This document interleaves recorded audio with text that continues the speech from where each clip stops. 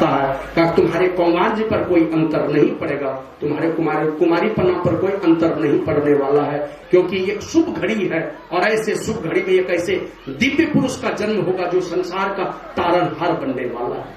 तो उसी द्वीप पर ही दोनों का समागम होता है और उसी मत्स्यगंधा के कोख से एक दिव्य पुरुष का जन्म होता है। एक देखने में आप लोग जानते हैं दो गुरु भक्त आए हैं इस धरती पर, एक कलयुग में आए हैं शिवाजी और एक आए हैं वो दूसरे हुए हैं महर्षि वेद व्यास जो पराशर मुनि के सुपुत्र हुए। एकदम काले कलूटे थे, एकदम काले कलूटे, लेकिन उतना ही बड़ा मातृभक्त, उतना ही बड़ा पितृभक्त और उतने ही बड़े गुरु भक्त हुए दोनों। एकदम काले कलूटे ही काला कलूटा उनका रूप हुआ इसलिए, और द्वीप पर जन्म हुआ इसलिए कृष्ण द्वैपायन भी उनका नाम पड़ा। और पराशर मुनि का संतान होने के कारण लोग उसे पराशर जी भी कहते थे, पराशर मुनि के संतान थे। और व्यास का माने ही होता है व्यवस्था, अध्यात्म के पथ पर चलने की सारी व्यवस्था करते हुए लोक का भी भला कर लेते हैं। ये व्यास पीठ कहा जाता है जहां से सारी व्यवस्था होती है अध्यात्म के पथ पर चलने की।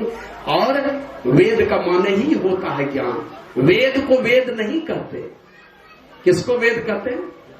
हाँ, उसको वेद कहते हैं। तो ज्ञान की पराकाष्ठा ये वेद कहलाती है। तो वेद स्वरूप ही थे वो, और ये सारी व्यवस्था अध्यात्म की सारी व्यवस्था उन्होंने करने की कोशिश की।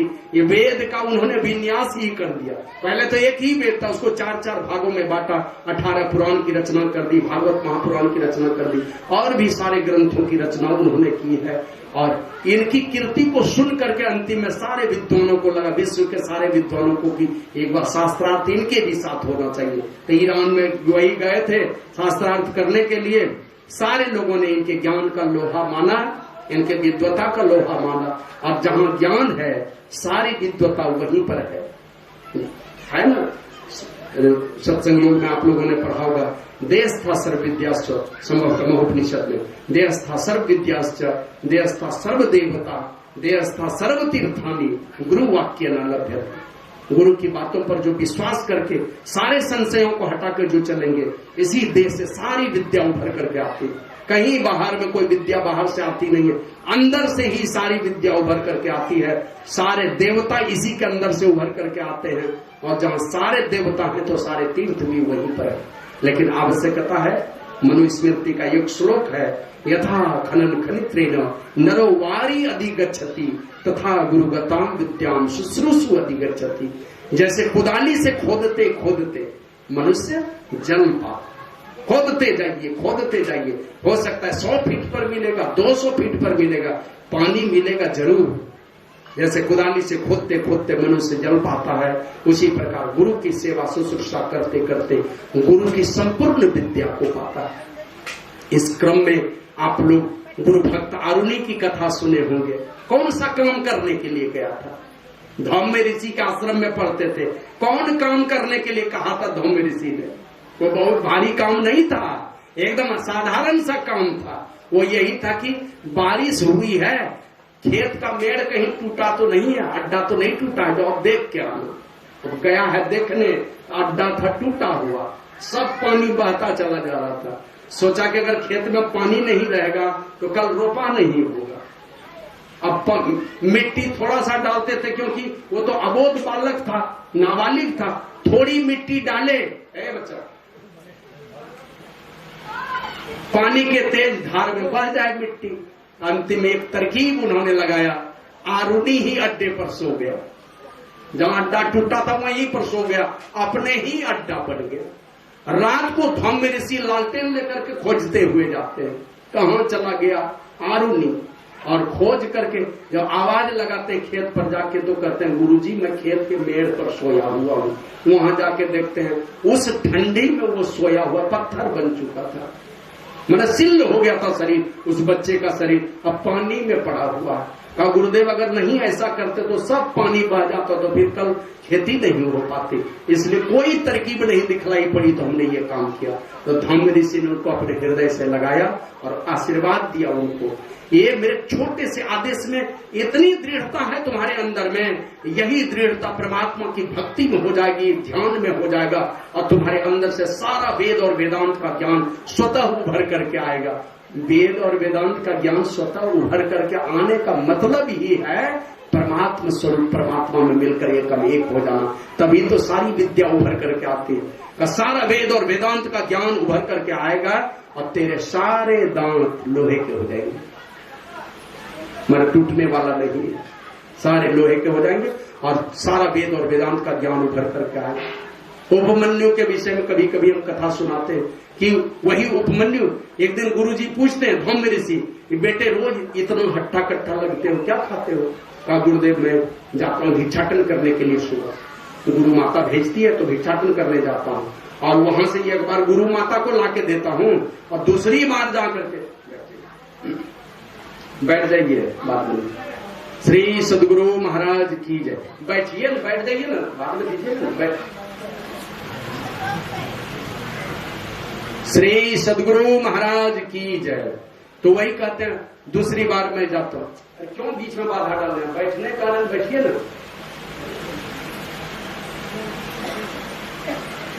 उपमन्यु कहता है गुरुदेव दूसरी बार जाता हूँ, किसी माता से मांग के बढ़िया बढ़िया खा लेता हूँ उधर, आज से ऐसा नहीं करोगे, गृहस्थ के ऊपर दबाव बनाना ये ठीक नहीं है। एक बार मांग के लाया, फिर उसी समाज में जाके फिर दोहरा के मांग के लाते हो, ये ठीक नहीं है।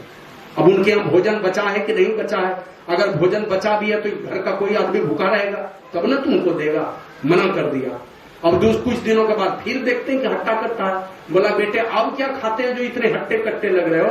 कहा गुरुदेव रोज दिन गौ माता को लेके जाता हूँ चराने के लिए ना, वहीं गाय के थन में मुंह लगा के पी लेता हूँ। कहा ये तो बछड़े के साथ अन्याय करते हो तुम, आज के बाद तुम ऐसा नहीं करना। बोल ठीक है आपका आदेश है तो नहीं करूंगा। कुछ दिनों बाद फिर देखते हैं वो तो एकदम उसी तरह बुलंद है। कहा अब क्या खाते हो? कहा कि गुरुदेव बछड़ा जब गाय के थन में मुंह लगा के दूध पीता है तो उसके बगल में जो फेन जमा रहता है बछड़ा के, मैंने देखते हैं ना बगल में नहीं गिरने लगता फेन, और वही सब फेन चाट चाट करके अपनी भूख मिटा लेते हैं। कहिए तो तुम बछड़े के साथ अन्याय ही करते हो, ये तो उसका अंश है, आज के बाद ये भी नहीं करोगे। अब क्या खाएगा?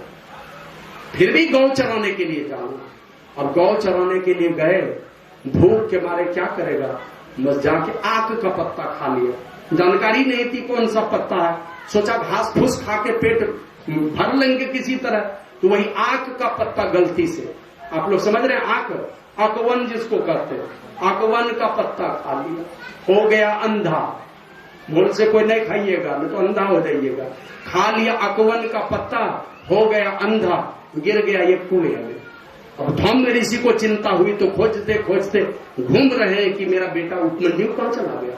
तो जंगल में जाके आवाज लगाते हैं बेटे उपमन्यु कहाँ हो? तो कुएं से आवाज आती गुरुजी मैं तो अंधा हो गया हूँ, कुएं में गिर गया हूँ। इतना कहना था तो तुरंत वो आवाहन करते हैं देवताओं के वैद्य राज अश्विनी कुमार को, देवताओं के वैद्य हो अश्विनी कुमार को पुकार लगाया। और बोला ऋषि मुनि की बात अभी तो सुन रहे थे ना, जीवन मुक्त जो परम विज्ञानी, ये ऐसे पुरुष के महिमा का बखान ही नहीं किया जा सकता है, अंदाज ही नहीं लगाया जा सकता उनके पुण्यों का।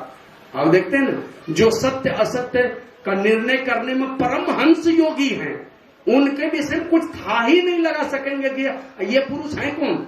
बाहर से देखते हैं 2 हाथ और 2 पैर है, लेकिन जो सत्य असत्य निर्णय करने में परमहंस योगी हो, जैसे दूध और पानी को अलग करने का सामर्थ्य जिसके अंदर आता है वो परमहंस हो जाते हैं। नीर और क्षीर का विवेकी पुरुष जो हो जाता है, सत्य असत्य निर्णय करने में जो परमहंस योगी हैं वो ईश्वरीय गुणों से ओतप्रोत होते हैं। मन प्रकाश में उनका जीवन होता, प्रकाश से पुंज से भरा हुआ उनका जीवन होता। और ऐसे महापुरुषों के विषय में तो आप कुछ अंदाज ही नहीं लगा सकते। तो पुकार लगाया अश्विनी कुमार को, सामने प्रकट हो जाते हैं। बोला मेरा एक भक्त बीमार पड़ा है, उनका इलाज करो। बस एक थाल गरम गरम कुआं लेकर के उसी कुएं में प्रकट हो गए ये वैद्यराज अश्विनी कुमार। जैसे प्रकट होते हैं दिया उपमन्यु को खाने के लिए, वत्स ये खाओ, तुम्हारे आंख की रोशनी लौट आएगी। तो कहा कि पहले महाराज आप ऐसा कीजिए, मेरे गुरुदेव को जाके पहले भोजन कराइए, मेरे गुरुदेव को खिलाइए। अब सोच सकते हैं जिसके चलते अंधा होकर के कुएं में गिर गया है, फिर भी वो कह रहा है मेरे गुरुदेव को खिलाइए। क्योंकि सारे लोग जानते हैं दुनिया के लाखों लोगों का प्यार और सहकार से बढ़ करके भी महापुरुष का फटकार होता है। नहीं मिले किसी का प्यार तो कोई बात नहीं, गुरु के दरबार में 2 फटकार ही मिल जाए, उसी से कल्याण हो जाएगा। और जिसने भी गुरु महाराज जैसे महापुरुष का फटकार खाया है, आप अभी प्रमोद बाबा के विषय में सुन रहे थे ना, जो चाह रहे थे छोटेलाल बाबा यही बोले, गुरु महाराज से जैसा चीज चाहा जिसने, जो चीज मांगा वही दे दिया। लेकिन जिसने कुछ नहीं चाहा तो गुरु महाराज ने अपनी मर्जी से उससे भी ज्यादा दे दिया। जिसने कुछ नहीं मांगा उससे ज्यादा दिया। हम लोग देखते हैं गुरु प्रसाद बाबा के पास जाते, कुछ नहीं मांगा। हम समझते हैं कि एक 1.25 करोड़ का भी कम से कम वहां बिल्डिंग और प्लॉट का कीमत होगा। 1.25 करोड़ तो कभी भी जीवन में नहीं जमा कर सकते। अनपढ़ है, खाना पीना गुरु महाराज की सेवा में रहे, बढ़िया बढ़िया भोजन कराए हैं, ये काम तो कभी नहीं कर सकते। और 100-50 भी 10-20 भी कोई नहीं देता था गुरु प्रसाद बाबा को उस समय का। जिस दिन निकले कुप्पा घाट से, उस दिन एक कफन मिला था रास्ते में, कफन पहन करके निकल गए थे। लेकिन गुरु महाराज बार बार बोलते रहे, गुरु प्रसाद क्या करोगे मेरे शरीर, मेरा जब शरीर नहीं रहेगा? बोला भीख मांग के खाएंगे। तो कहते हैं मैं ही दास का चेला होकर भीख मांग के खाओगे? बोला हम भीख